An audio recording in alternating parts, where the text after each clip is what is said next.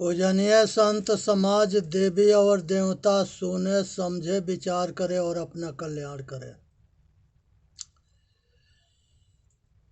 ध्यान मूल गुरु मूर्ति, पूजा मूल गुरु पद्मा, मंत्र मूलम गुरु वाक्यम, मोक्ष मूलम गुरु कृपा। हे भाई, विचार करके सुने समझे और अपना कल्याण करे। भगवान शिव जो है अपने गुरुकुल में यमराज के आत्मज्ञान के उपदेश दे रहे हैं, और यमराज जो है भगवान शिव के शिष्य होते हैं, और उन्होंने जो है बहुत श्रद्धा और लगन के साथ भगवान शिव से उपदेश सुन रहे हैं। भगवान शिव कह रहे हैं कि मैं संसार में ये चेतन आत्मा अनादि पुरुष है, और ये सब सुख दुख से परे है। ये अनादि पुरुष ही परम पद को पाता है, परम शांति को पाता है, परम स्थिति को पाता है, परम साक्षी भाव के स्थिर होता है, और यही जन्म मरण के चक्कर से छूटता है। तो यहाँ पर जो है बताते हैं कि ये चेतन आत्मा जो है संसार के सभी कामना वासना राग द्वेष के आसक्ति, ये विषय के विष समझ करके त्याग देने से मनुष्य अपने कल्याण के मार्ग में अटल होता है। और ये चेतन आत्मा सुख दुख के ज्ञान करता है, साक्षी भाव है, और ये सबसे परे है। शरीर के नाश होता है, चेतन आत्मा अविनाशी है। ये सदा जो है एक रस रहने वाला है, और तीनों काल में एक जैसा रहता है। जब शरीर में आता है तो शरीर जिंदा होता है, और जाता है तो शरीर मरता है। मिलन बिछुड़न दुहेल राजस, केचुली तजत भुअंग। जैसे केचुली जो है सरफ छोड़ता है, वैसे ही शरीर छोड़ के जाता है, आता है तो शरीर को धारण करता है। जब शरीर धारण करता है तो सब गुण संपन्न होता है, और जब शरीर के जन्म मरण के चक्कर से छूटता है तो ये आत्मा परमात्मा हो जाता है। इसलिए कहते हैं कि जैसे हम हे यमराज, जैसे हम लोग आज हैं आगे रहेंगे, हम तीनों काल में रहते हैं, पीछे थे आज हैं आगे रहेंगे। इसलिए संसार के सब विषय के आसक्ति जन्म मरण के मूल कारण है। इसलिए उसको सबको त्याग दो। संसार के काम भोग जो है ये माया में पड़ कर के, जैसे ये जीव जो है बंदर के जैसे नाचता है, वैसे ही जो है नारी के जो है काम बस पुरुष जो है बंदर के जैसा नाचता है। इसलिए नारी के सारे सुख के त्याग करते, इसी में सुख और शांति है। यहाँ पर जड़ ये संसार के सभी भोग के इच्छा के त्याग कर देना, बाहर मुखी कहीं सुख ना है, खाली दुख है। इसलिए मनोमुखी हो करके बाहर भटकने की ज़रूरत ना है। जो बाहर सुख मान करके अब विषय में सुख मान करके और उसमें जाके चिपकता है, आसक्त होता है, वो उसके दुख के कारण बनता है। इसलिए ये सब विषय वासना कामना राग द्वेष के छोड़ करके अपने स्वरूप के तरफ लौटो। सुख अपने अंदर है। संसार में ममता है, राग है, पंच विषय के आसक्ति है, ये सब जन्म मरण के कारण है। इसको सर्वथा त्याग देने में मनुष्य के हित है।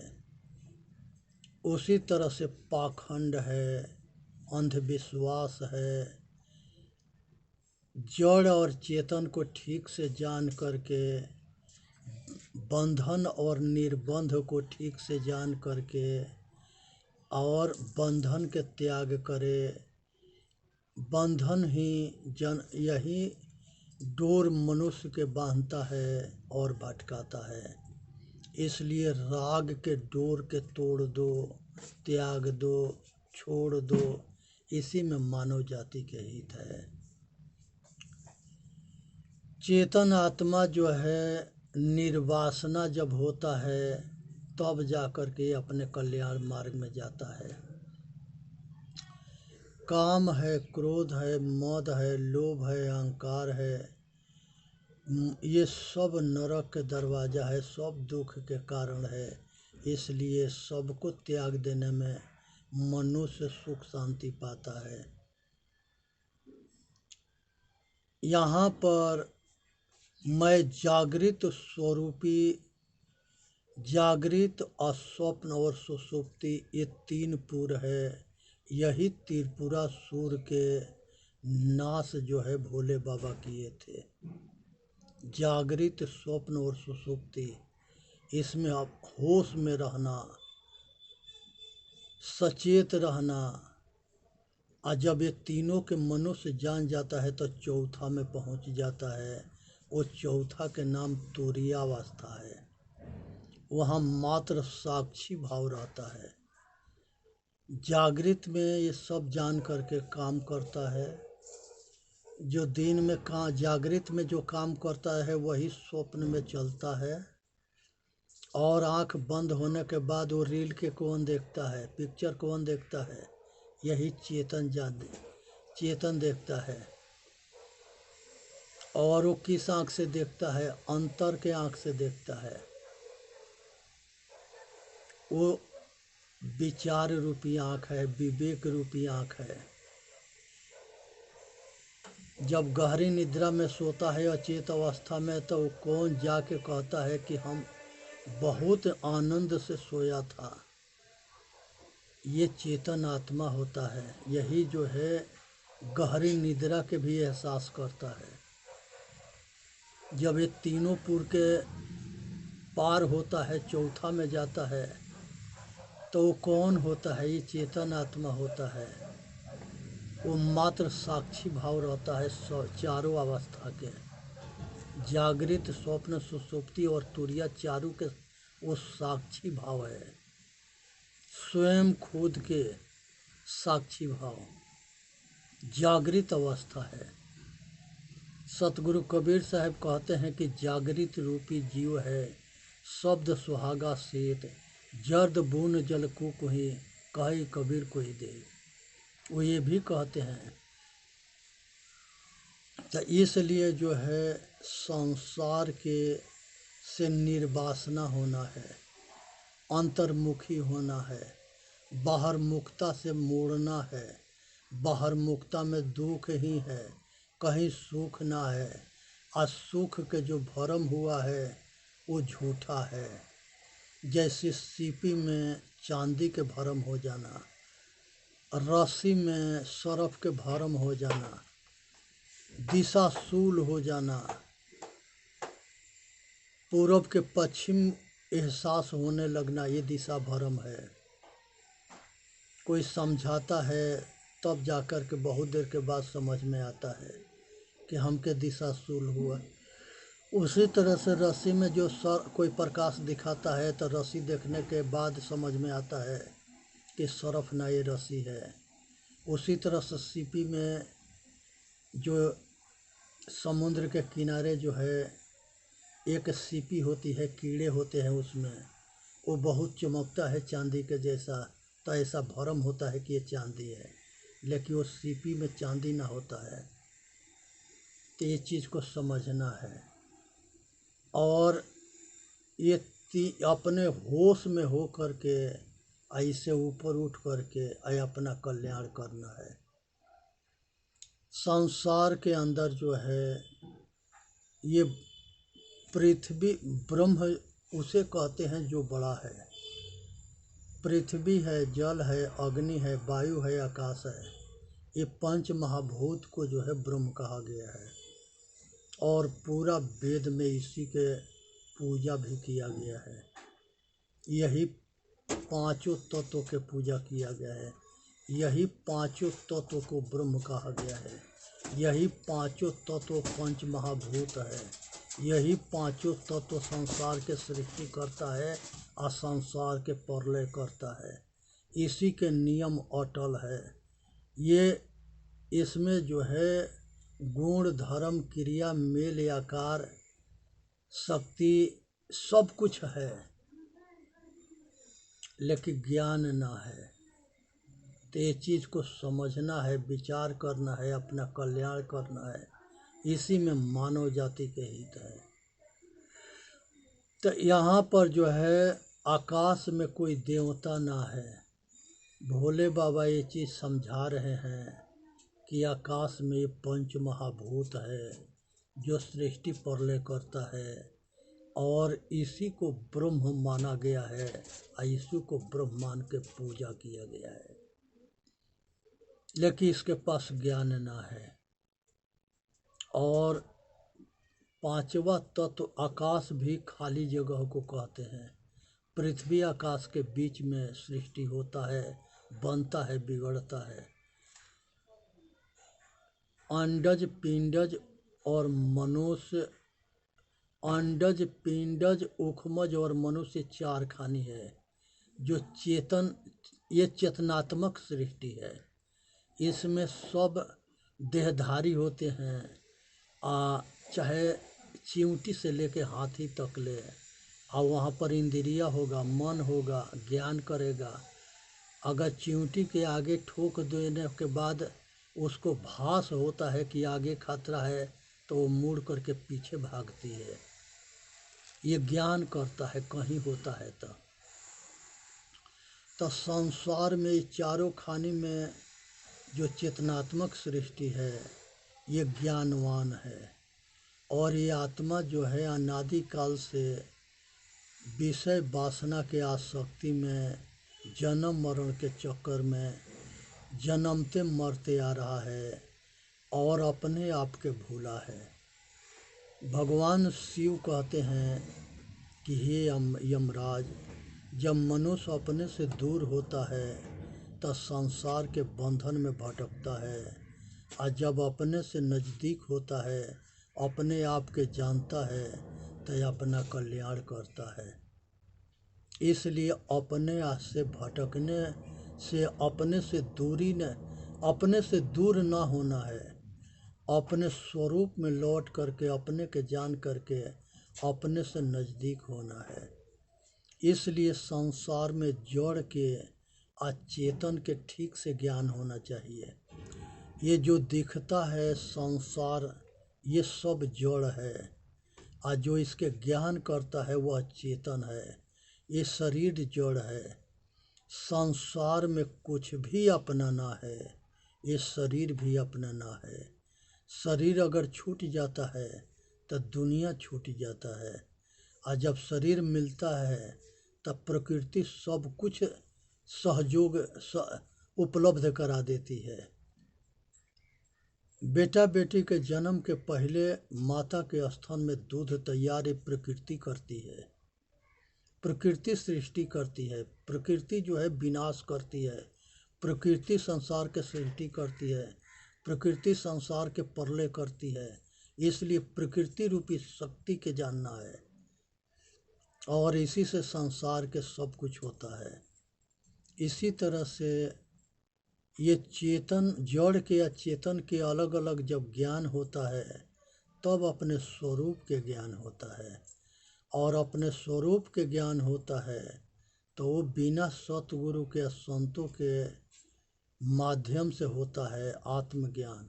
और आत्मज्ञान से मनुष्य आत्मबल होकर साधन करता है, और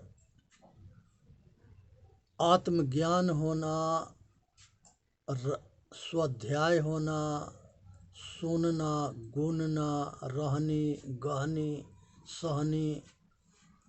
रहने के मतलब आचरणशील हो जाना, गहने के मतलब सतगुरु से आत्मज्ञान के सुन को ग्रहण कर लेना, सहने के मतलब कि कटु वचन को सुन के और शांत रहना और अपना साधन करके अपना कल्याण करना।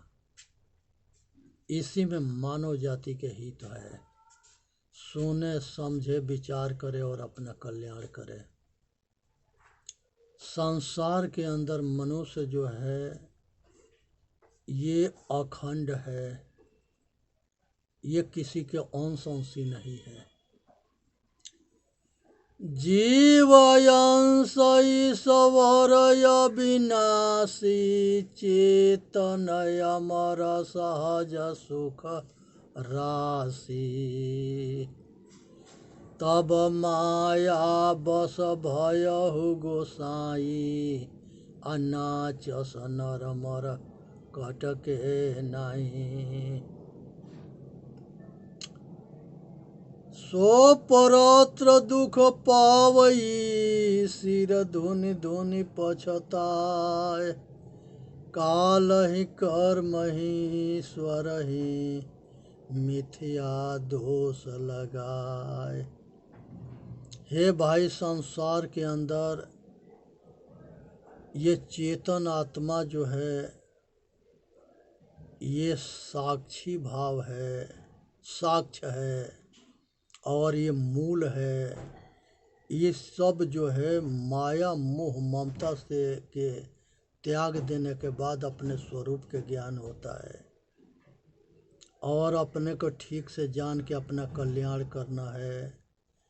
भगवान जो है यमराज को बताते हैं कि मनुष्य जो है ये संसार में जितने बीज हैं उस बीज के आग में भूज देने के बाद वो बीज के कितनों सींचोगे तो वो फल नहीं दे सकता, क्योंकि उसके जामने की शक्ति नष्ट हो गया। आग में भूज देने के बाद बीज के जामने की शक्ति नष्ट हो जाता है। उसको कितनों सींचोगे तो वो जाम नहीं सकता है, न फल दे सकता है। इसी तरह से आत्मज्ञान विवेक और वैराग्य के आग में अपने कामना वासना राग द्वेष तृष्णा के जो है इसके आग में जला दो, छोड़ दो, त्याग दो। इसी से मानव जाति के कल्याण होता है। जैसे मूज में से सीक निकलता है साफ, वैसे ये चेतन आत्मा इस शरीर से साफ निकाल लो, निर्बंध हो करके, अब वासना मुक्त हो करके। जेना एक बत्ती होता है, उस बत्ती में एक मेल्टर होता है, जब वो जल जाता है कपड़े के होता है लेकिन रोशनी बहुत अच्छा देता है। सेम टू सेम ये चेतन आत्मा, इसके जब सारा कामना वासना राग द्वेष सब के अंत हो छोड़ देता है तो अभी ये दुनिया में वो रहता है, लेकिन वो जो है केवल मरा हुआ है, वो कोई जो है संसार में दिलचस्पी ना है, ना कोई आसक्ति है, ना कोई वासना है, ना कोई कामना है। वो निर्विषय होता है और निष्कामी होता है और निर्विचारी होता है और वो मोक्ष होता है। ये मोह के वो क्षय हो जाता है। किसी तरह का राग द्वेष न होना, वो अपने आप के दुनिया से छूटने वाला है। ये सूरज जैसे रोशनी देता है तो गर्मी देता है, प्रकाश देता है और अंधेरा के समाप्त कर देता है, वैसे चेतन आत्मा जो है ज्ञान के रोशनी देता है। ये ज्ञान के रोशनी से संसार जाना जाता है। ज्ञान विज्ञान के रोशनी से विकास होता है। ज्ञान विज्ञान के रोशनी से मनुष्य के कल्याण होता है और शरीर के साधन होता है और चेतन आत्मा के साधन होता है, जिससे जन्म मरण के चक्कर छूटता है। तो इसलिए जो है ये संसार में सूरज के जैसे प्रकाश और गर्मी जैसे देता है, वैसे चेतन आत्मा संसार के सारी जो है राग द्वेष से ऊपर उठ करके अपना कल्याण करता है। भगवान शिव कहते हैं कि बिना सतगुरु के संतों के शरण में तन मन वचन और कर्म से समर्पण भाव हुए सतगुरु के आत्मज्ञान समझ में न आता है। मनुष्य अपने आत्मा को चिंतन करे, मनन करे और आत्मज्ञान सुन के उसके स्वाध्याय करे और उसके साधन करे, अपने स्वरूप के ध्यान करे। फिर ये भी बताते हैं कि ये चेतन आत्मा खुद में नित्य है, सत्ता है, असाक्षी है, स्वयं है। ये तीनों काल में एक जैसे रहता है, इसलिए सब दुख सुख के ज्ञाता है। जागृत रूपी जीव है, जगत सबको जाननहार है। इसलिए संकल्प विकल्प विचार और भावना ये सब को जानने यही इसके ज्ञान करता है। शब्द से या रूप से ये परे है, निरंकार है, इसका कोई आकार ना है। तो जो बाहर खोजता है वो भ्रमित हो गया है, भ्रम भूल में खोज रहा है। जब इसके कोई रूप ना है तो ये शक्ति के जो है क्या किस रूप के खोजता है। अगर कोई मिलेगा तो वो महापुरुष होगा, वो सतमार्ग के रास्ता बता करके वो अलग हो जाएगा। तो इसलिए ये चेतन आत्मा रूपी जो परमात्मा है